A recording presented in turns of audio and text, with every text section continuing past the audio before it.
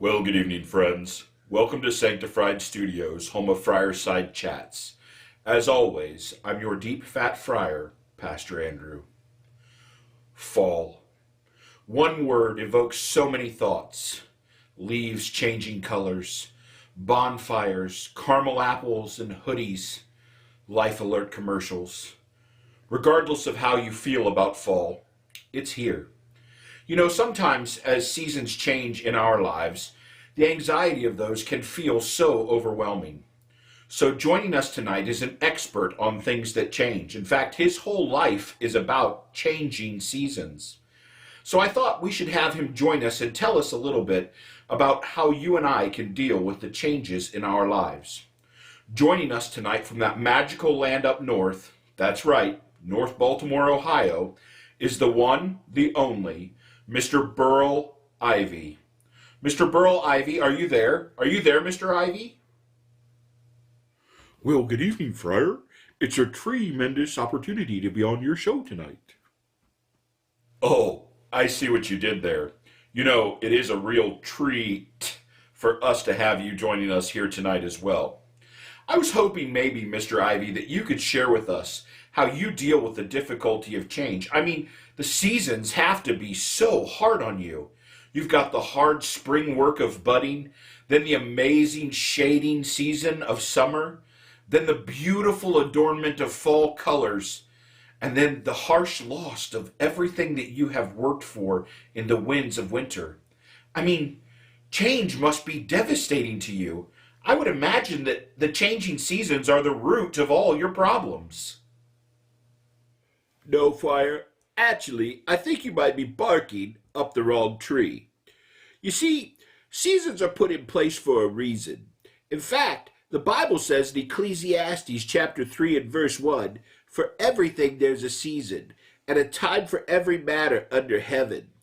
So, without the seasons of difficulty, we wouldn't appreciate the good times. And without the good times, we wouldn't be able to rest and focus on God to carry us through the difficult times. The seasons are for a reason. Yes, I hear you, and I hear what you're saying, but I think personally you're just being kind of sappy.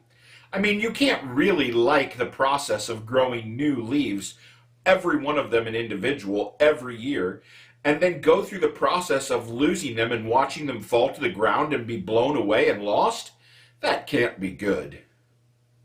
Oh, Friar, you sound just like my friend Matthew Maple. You know, he complained about the seasons and kept trying to figure out another way to do things, but in the end, he was stumped. You know, Friar, just like leaves, there aren't two of us that are completely the same. But we all want things to be easy from our perspective.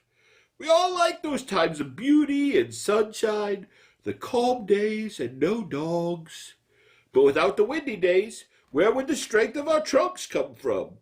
And without the cold days, what would encourage us to put our roots deeper into the truth? Without the fall, how would we be reminded to share with others what we've ever had the opportunity to give? Without the times where the leaves of our lives fall, when would we ever be able to see others laughing and jumping and enjoying what God has blessed us with? No, Friar, I'm thankful for the seasons.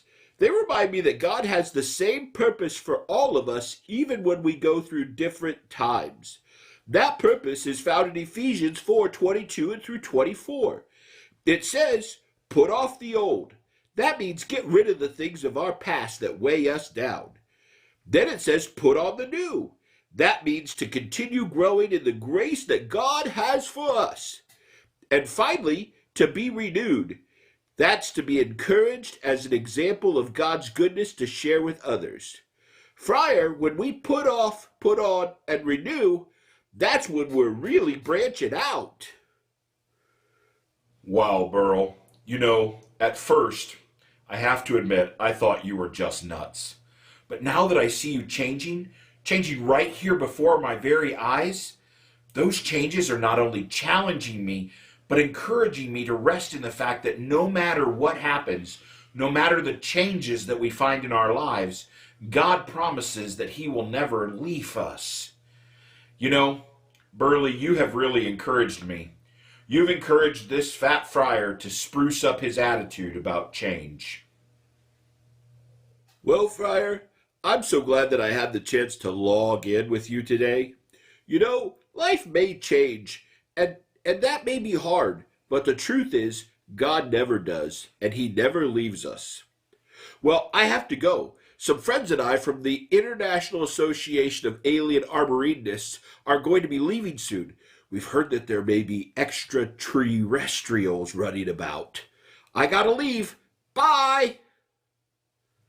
Well, Burley, thanks so much for joining us tonight and for sharing with us the truth that even in the midst of change, God is faithful to carry us through.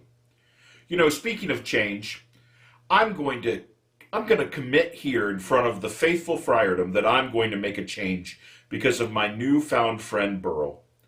Because I know that it makes him uncomfortable, I'm going to stop using Axe body spray.